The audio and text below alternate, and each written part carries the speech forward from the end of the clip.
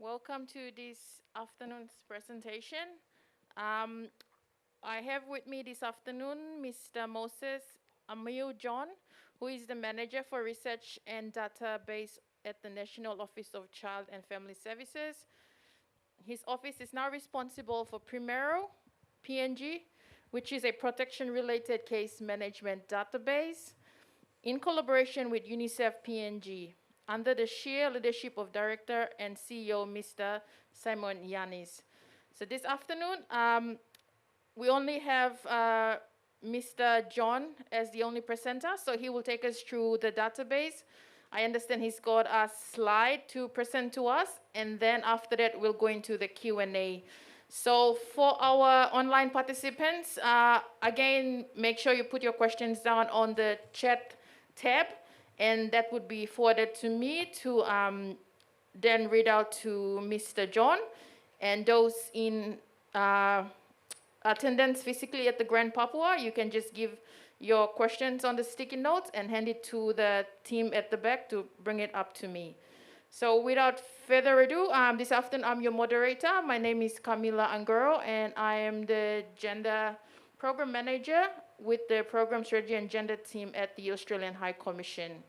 So I'll hand it over to Mr. Moses Amaiu John to go through his presentation. Thank you, Mr. John. Over to you. Thank you very much.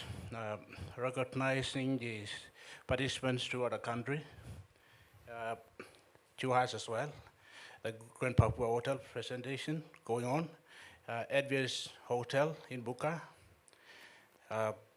the Paradise Hotel in Goroka, the Wiwek Inn, Lehuan Gulf, the organizers, and the media press. Thank you very much for this opportunity to represent the Office for National Child and Family Services.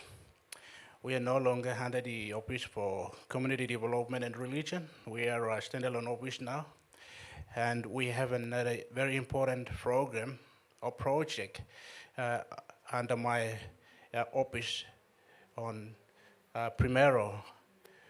Primero is a child protection information management system we have in the country, and this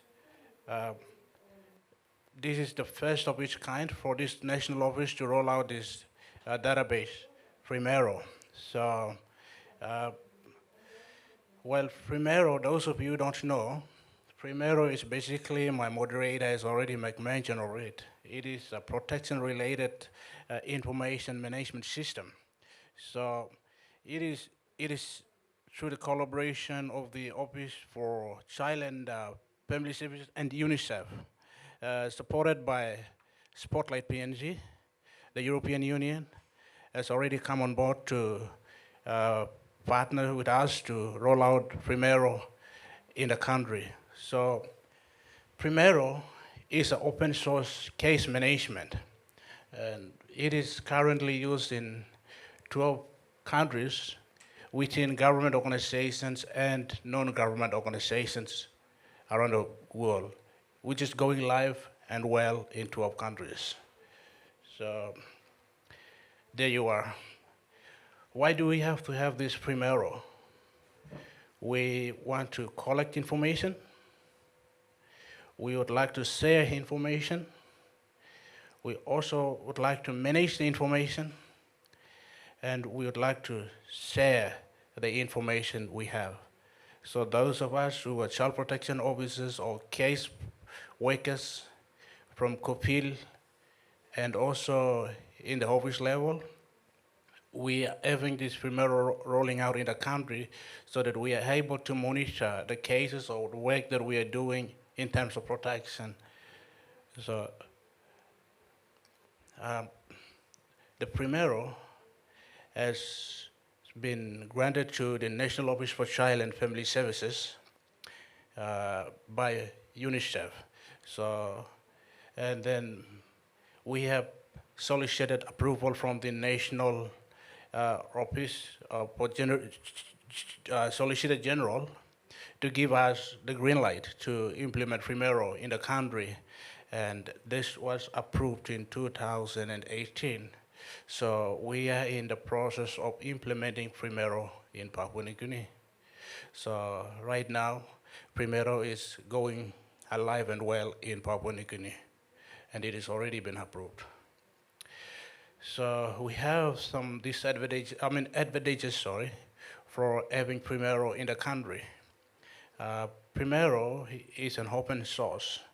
It can simply be interfaced with other software like families-based violence and also child protection information system. We will have a module that will also be operating under Primero. So Primero is an open source, and our information is stored on cloud with UNICEF. So our information is a state information. We do not want to violate our information. Once we have your information in the Primero system, it will be confidential, it will be encrypted, it will not be vulnerable to any other individuals or organizations for that matter. So it becomes a state property and will be protected. And also, like I said, it's a protection management tool, case management tool that we are now currently using to help our case workers from the field and, of course, from the office level. So what are the applications in Primero that you might want to know? That under the Lookouting Pickaninny Act, we have the regulation forms, and currently we have 29, but has been brought down to 15. So the form that you can see goes up to 24, form 24, 1 to 29 actually. But we have collected, or we have picked out only the case management tools from the regulation forms. So what you can see is we have just narrowed it down to 15 of them. We are much more focused. So the forms will be further amended. So my apology for that. The applications that we have in the Primero is where once you work on a case, where when it comes to violence with families, mothers, and children, that's where we start from the bottom. That's where we record information. And then once you record the information, it comes to identification and registration of the cases. And then it comes to Form 16. It's a notification of child in need of protection. And Form 17, it's child application for child protection order. And Form 24 is informed consent. So these are the regulation forms that are now in the Primero. This will enable our case workers to work on child protection work in the country, and also case management related work that our families, our mothers, our fathers, all of us that we are exposed to in terms of violence. And also we have information on Form 19.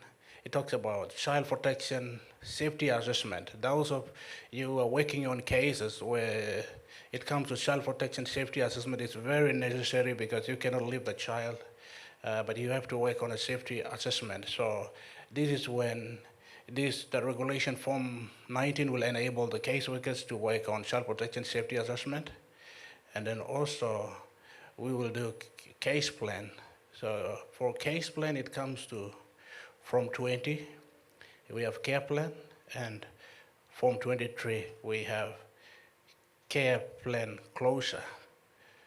So also, if you'd like to be tracing information, audios and photos, other documents, reveals and transfers and notes, it's a document and photo repository where we are keeping all the necessary information that you're working on particular case. These all things will be registered into the database. So we, as much as possible, we would like to make the database much more flexible for the caseworkers so that you cannot go on paper, but we would like to make sure that you become paperless. So we would like to make our child protection officers and child protection volunteers, once they are working on a case, they can able to record and make the child protection information management more convenient for them. So what we are looking at now is a referral pathway and coordination. We've been much talked about child protection and family protection and everything we're talking about, but then we would like to have a referral pathway and coordination, and that can, our Primero database system will enable, will able to uh, allow us to have access to the referral pathway and coordination much more effectively. That means that the cases that goes to hospital never goes to police if it needs a police attention. Where cases, cases being managed at the community level needs to go to hospital or it needs clinical attention, it never eventuate. So in this way, Primero is able to be much more convenient in real time. So you can able to deal with a case now can be transferred at the same time on real time basis.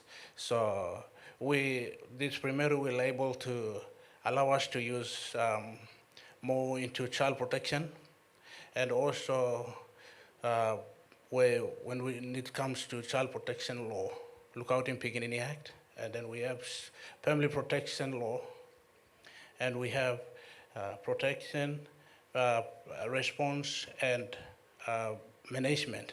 So that's where we will be managing the cases, how we will be managing, and then once this is done, how do we go about with it? So this is all about networking and collaboration and referral pathways. So this is a brief explanation on what the Primero is all about. So I would like to leave the time to the moderator so that they can able to ask questions on how you think about it and how you feel. Any question that you need to ask, you can feel free to ask me. Thank you very much, Mr. John, for that very informative information on Primero. I will open up for questions. Again, those physically at Grand Papua, you can write your questions and forward it to the Pacific Women team at the back to bring forward to me. And those online, write it on the chat or the question tab, and that will be sent to me as well. I have one question that's online. The participant would like to know who has access to and input into this database. Is it only child protection officers and child protection volunteers that can input this data? This database system is more comprehensive. We'll be sharing the network, the database together with our partners. When I talk about partners, I mean those who are in child protection partners, the police, the health department, the DJEC, also the non-government organizations, the CBOs, the HBOs, and other civic groups who are in child protection work. So we'd like to, as much as possible, to expand the platform for them so that they can able to use the database.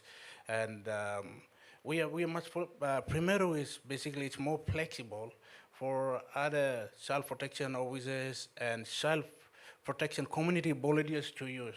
Child protection community volunteers are those who are operating from the LLG level.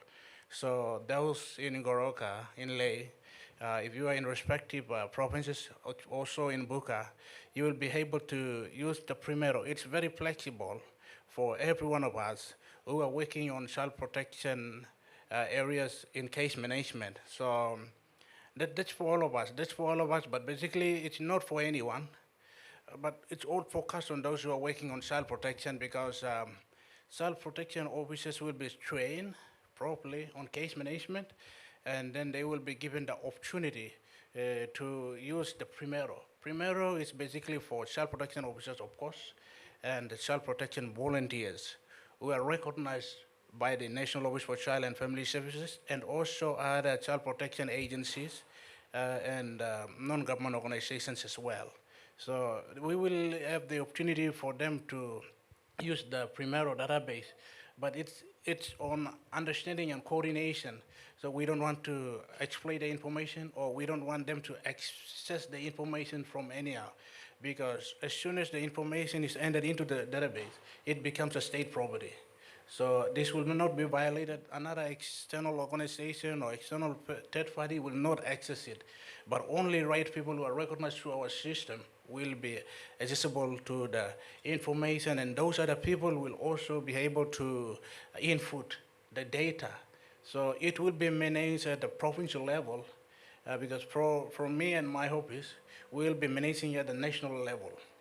So we are giving the opportunity for the provinces to acknowledge and accept Primero, for them to roll out. So once they say okay, for us to train them on self-protection and case management, that's a time when we will also give them the access to Primero. But they will be only recognized and gadgeted people as child protection officers and child protection volunteers who will only be able to input information. But then, at the same time, we have police officers on juvenile, on family sexual violence unit, and then also our family support center. Those people who are working with cases, we will also give them the opportunity to have access and then input data in relation to child protection work in the country.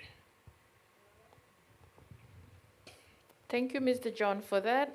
This is a follow-up question. I think you probably have covered it in your first answer. The question reads, how does this database interrelate with NGO service providers of FSV cases? I think you touched it on a bit in your response, so you could probably go in a bit more detail on that. The NGOs, they vary in different areas in where they are working on. So at the government level, like I said, we have the regulation forms. Currently, we have 16 of them, or 15 of them. So Primero, as a case management tool, has been extracted and put it into the database. So this will enable our social workers, our NGO workers, who are working with children and mothers under abuse cases and mismanagement of, like this violation going on in a family, where you need to capture the information. And then how can we create a pathway for our other service providers to come in? So we have the forms already in the database system. But once you identify your role in an organization or government office, then we will able to lead you to which platform that you will be using, which forms that you will be accessing to, so that we will have user access for you.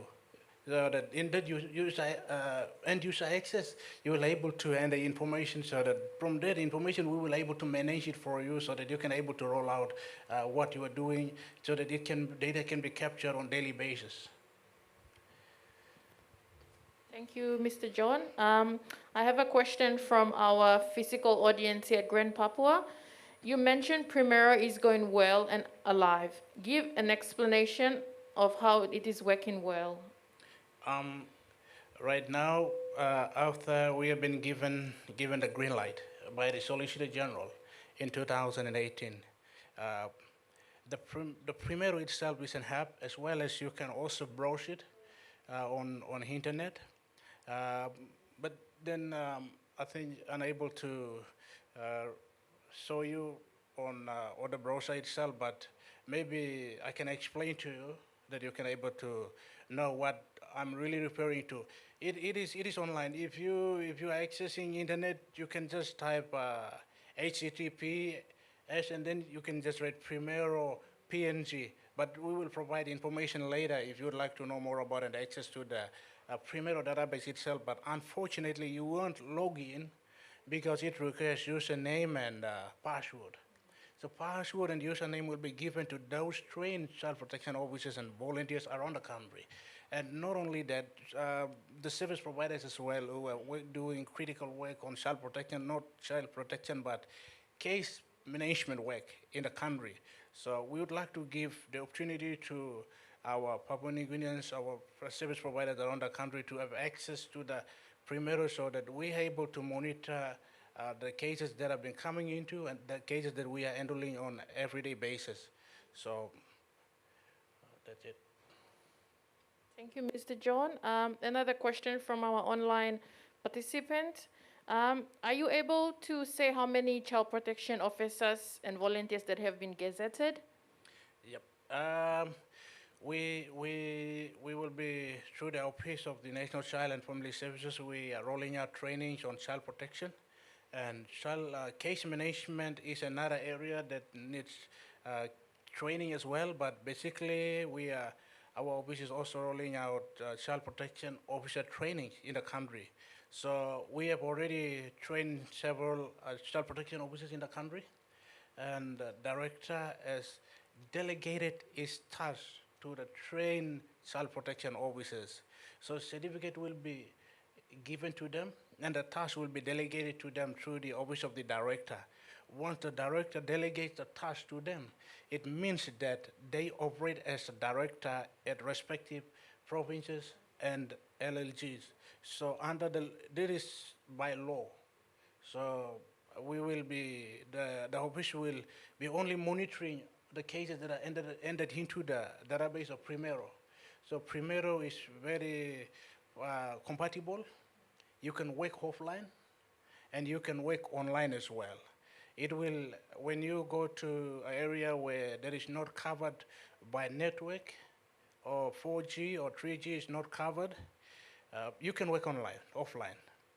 So once you come into an area where network is catching up or picking up, and then that's a time when you can synchronize, and then it will be automatically updated in the database. So database, we will give you an user access.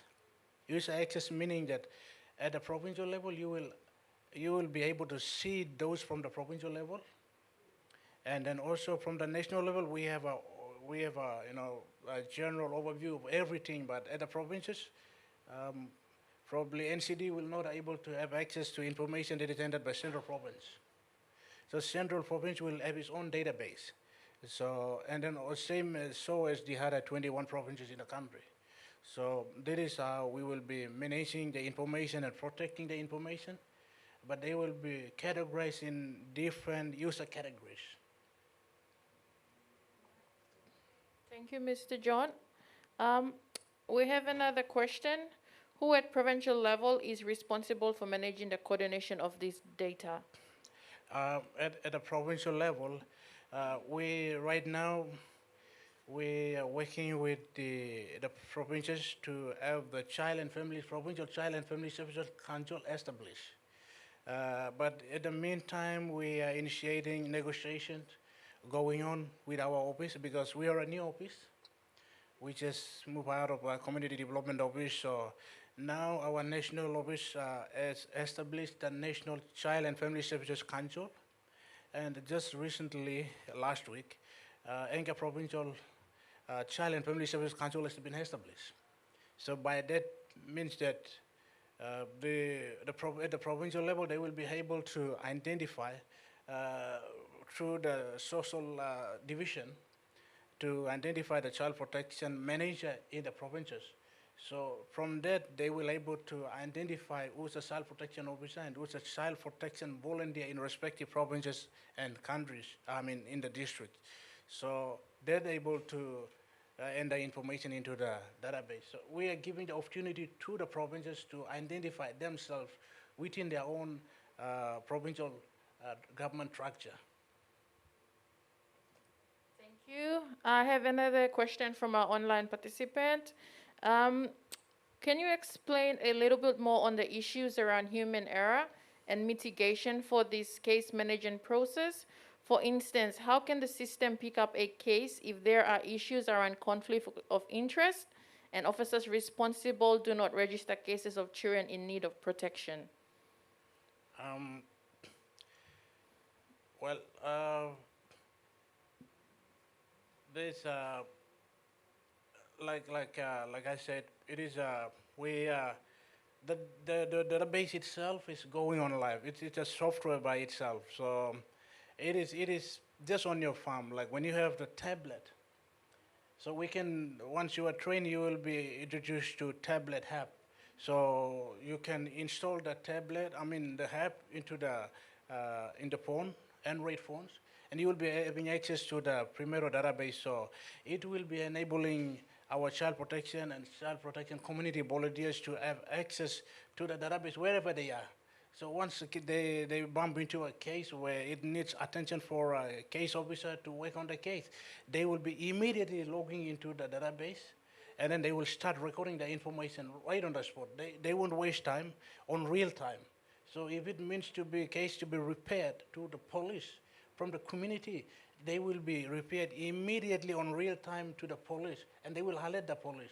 And then from the police level, we would like them to have access to Primero as well. So those responsible officers at the police level, they already identify the case has already been repaired to them. So they will able to see the signals or the alerts, and then they work on the case. So they will automatically know through the system that they are working on a case, and that the person is already identified through the system. So at my level, I will make sure that the participants or those who are using the hand user or the Primero must be alive and well. So they must keep using the database. If they don't use it, then it doesn't work, or it keep dormant for maybe 2 weeks or so. Then that's a time that we will make decisions on whether the user is still working, or we will have to make a decision on that. Thank you, Mr. John. I have a question from our physical audience here. How would you track child protection cases? At the moment, this is a real challenge. Pardon? How would you track child protection cases? At the moment, this is a real challenge. Uh, well, this is child protection work is everyone's responsibility. Uh, Whatever that we are doing at a provincial level, at the national level, is that we are rolling out trainings, because every time you see move around in the city and wherever we are, there are children out there who are controlling the traffic and also selling malwares on the streets. They become luggage carriers at the airports. So it is one of the biggest challenges for our children and our mothers and our fathers as well. So it is becoming a responsibility for all of us to cater into child protection work. So one of the challenges or thing that we also identified see is that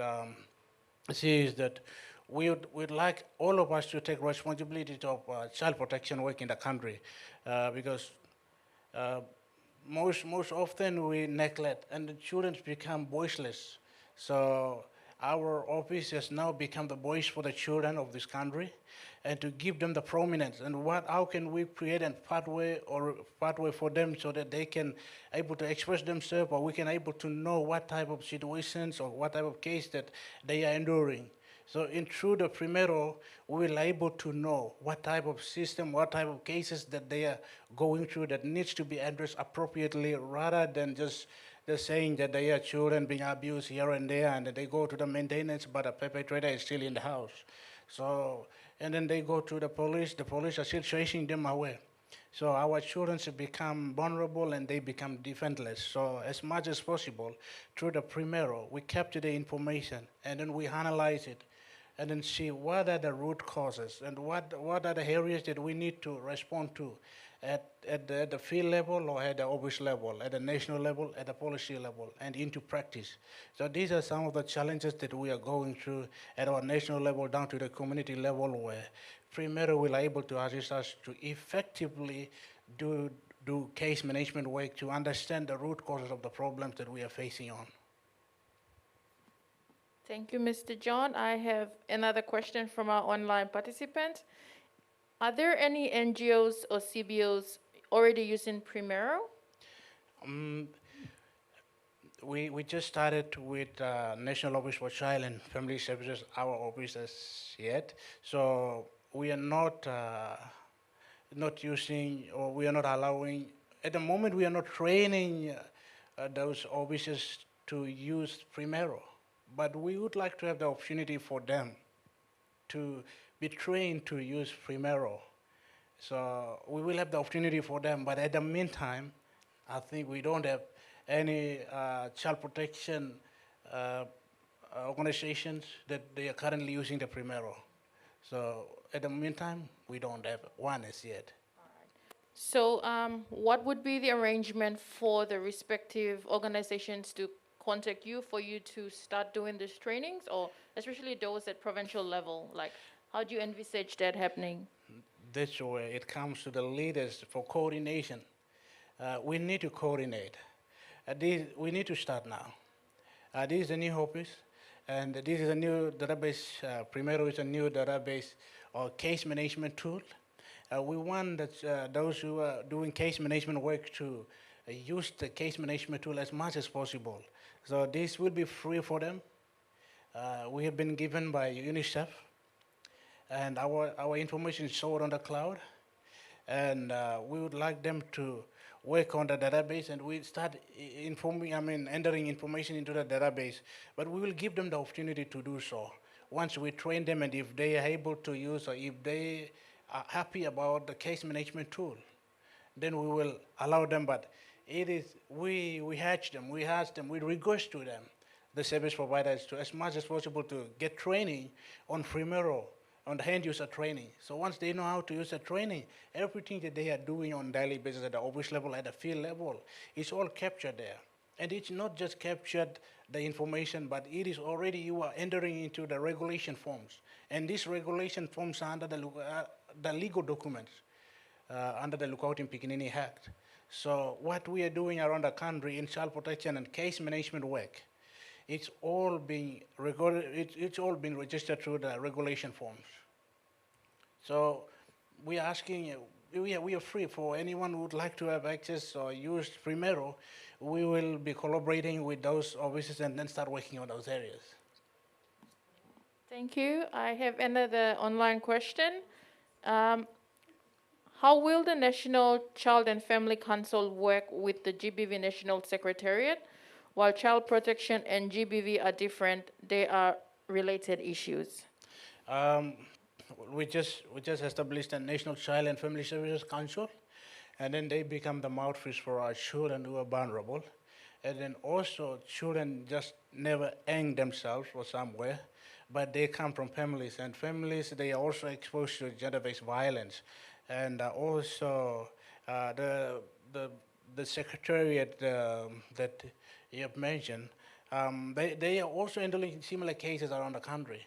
And then we are also dealing with similar cases, but we need to come up together to have a referral pathway and then coordination mechanisms in place so that we understand their function and roles in the community, and also at the NGO level, at the government level, so that we coordinate and then we work together. So we are able to use the Primero platform, and then they start registering information. Once the information is registered, we know who's doing what and what type of case that they are dealing with, and then how best we can respond to issues and then recommend further actions on that.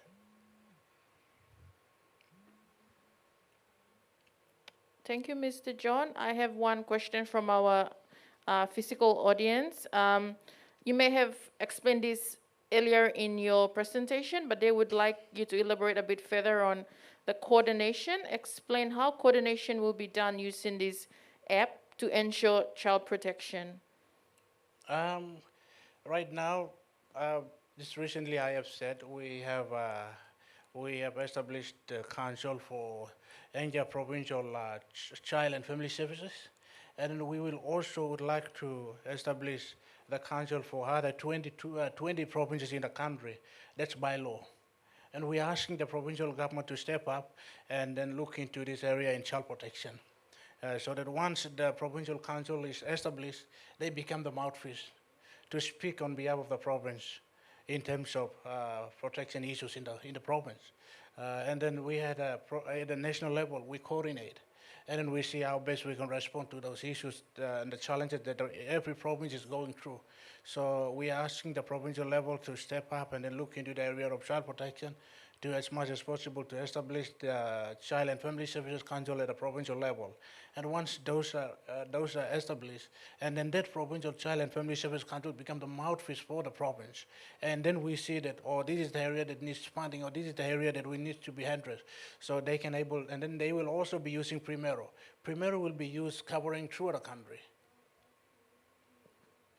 Thank you, Mr. John. To date, how many child protection officers have been able to successfully use Primero? And if not, what were some of the challenges that were highlighted? Uh, we have already, we are rolling out from NCD right now. So all our officers from NCD, they are all child protection officers right now, and they are using the Primero. The cases will be handled and will be tracked from day-to-day basis at our national level from our database. So we will be rolling out a training to other country where they allow us, when they appropriate the funding for trainings, we will be going out into the provinces and rolling out Primero training. And then we want them to have access to tablets, mobile phones, Android phones, that they can install the Primero app in the mobile phones, and then also they can browse the Primero database and then start using the Primero, because we'll be training them and then we will give them the access. We'll create an account for them. As soon as once we are training development partner, maybe family Belisi or family care, we'll be creating an end user application for them so that they can able to use that that platform to enter information. So that is how we will be rolling out into the countries as well. Thank you, Mr. John. I have another online question. According to the Lookout in Pikinini Act, child protection officers by Gazette are at provincial level only. Please explain more on how you are managing the influx of information, especially from districts and LLGs. Come again? According to the Lookout in Pikinini Act, child protection officers by Gazette are at provincial level only. Please explain more on how you'll be managing the influx of information, especially from districts and LLGs. Uh, it's Lookout in, under the Lookout in Pikinini, as we are rolling out child protection trainings, we'll be training them on how the cases they are handling, and then also in case management, how the cases being handled at a community level. It's general. Child protection training is general in child protection. We'd like to as much as focus on rights on child, rights on the Convention of the Child. So as well as we kept conceptualize that into our national level, and then we have the Lookout in Pikinini now. So how can we roll out into the provinces down into community level? So that's where we are rolling out trainings for child protection. So we have we have pilot provinces right now that we are rolling out child protection officers. But then at the same time, we are we are inviting the provincial social, from people from the social sector from every province, especially from the pilot provinces, to get child protection training. So once they get the child protection training, then we will able to also coordinate with them to train the provincial child protection officers as well as at the LLG level. So by that means we will be also training community child protection volunteers. And then they are well invested with child protection law, and then also how we can provide information and counseling and mediation in terms of child protection in the country. So we will be rolling out trainings from the national level down to the provincial level to the district level or LLG level. Thank you. I have another online question. How many provinces have already have a child and family services division, and which provinces are they?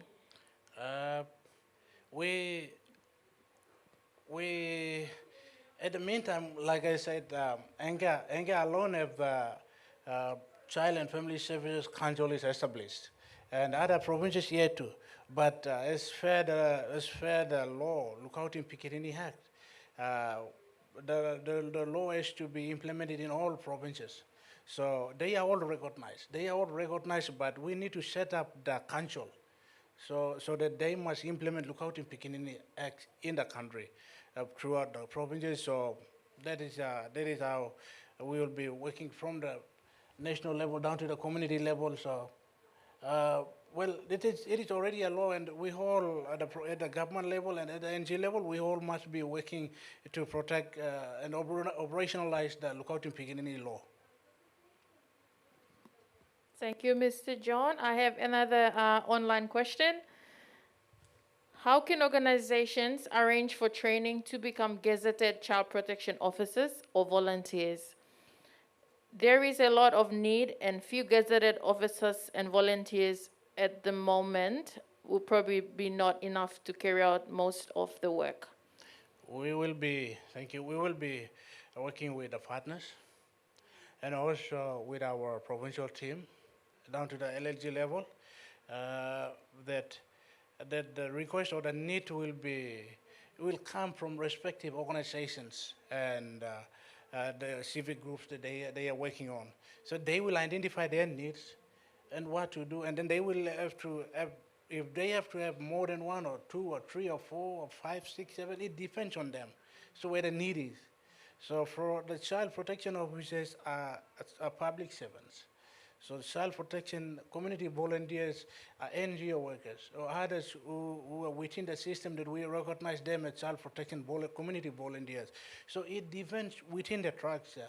So where the need is. So we will not tell them to, just decrease the number or increase the number. It's up to them where the need is. But as much as possible at the national level office, we'd like to carry a training so that they get the proper training and then implement the Lookout in Piginini Act in respective community levels and district levels. Thank you, Mr. John. I have one question also. You made mention that the Primero is cloud, it's on cloud. So how do you envisage people in the provinces which not necessarily would have internet access? How does that database work? Well, just like Facebook, you don't know that it is stored in the cloud, but you are accessing and working on where you are. Just like that.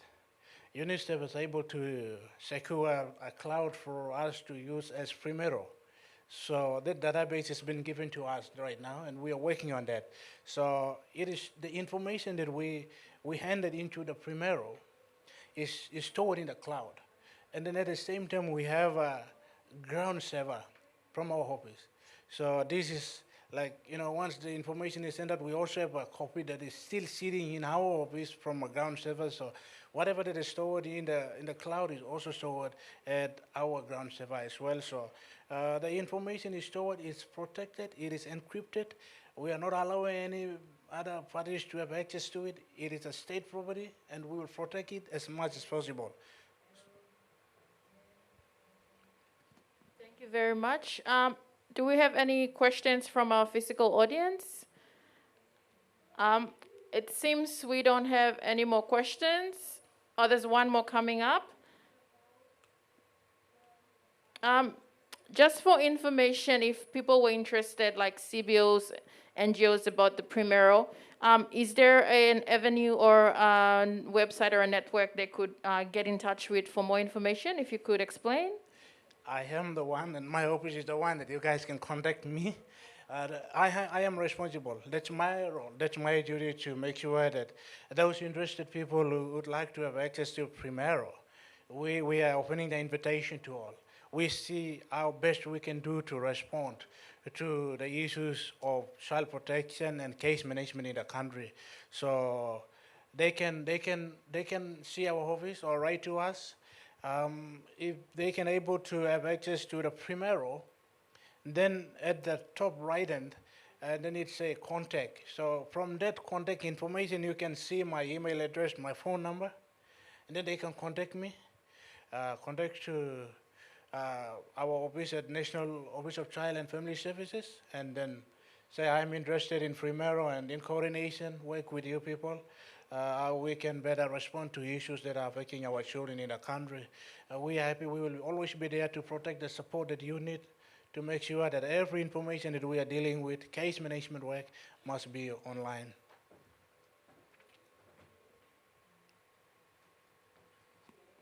Thank you, Mr. John. I think we've got our two last questions. How many cases have been tracked so far using the database? and which came out successfully? Um, the It's just like I said, it's only NCD now. Our child protection officers, they are accessing the database. But we are not rolling out to other provinces, but it's in the plan now. We will be rolling out to all the provinces in the country. So it's our mandate, it's our duty to roll out, but we'd like to, as much as possible, to work in partnership with the provincial level, other child protection, protection workers, and then also development partners.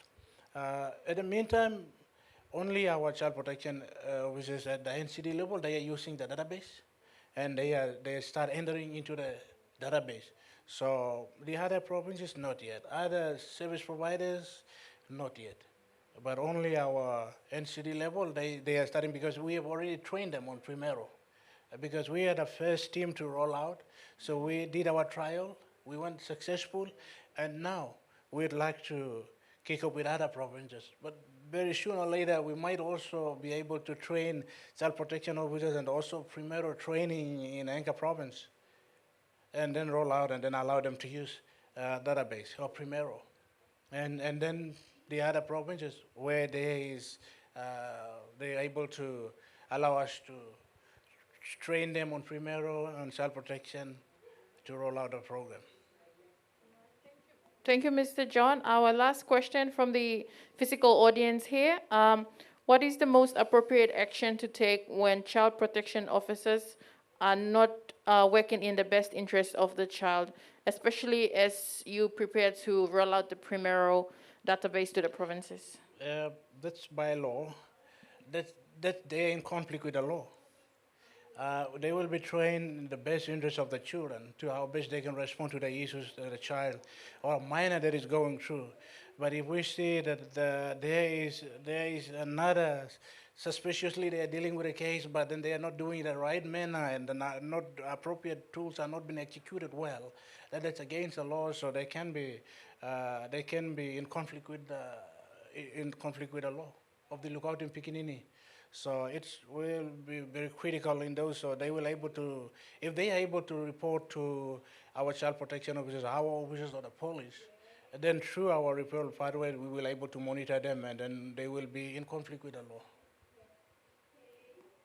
Thank you, Mr. John. I think that was the last of our questions. I'll just, before we close, I'll do a 2-minute recap on the session. I think from this session, participants would have taken away a greater awareness of what the Primero database is. It's a new tool being rolled out, and as we've heard, it's being piloted or has been rolled out in NCD, and there's plans to take it to the provinces. So those who would like to get more information, advised to contact Mr. John from the Children and Family Office. I'm sure we can put in some links after this session where participants can have access to that information. It was a really informative session, and I'm sure there's more questions. As per the number of questions that came through this afternoon, I think everyone is really curious about this and excited, given the need to have the issues of child protection really addressed in our country.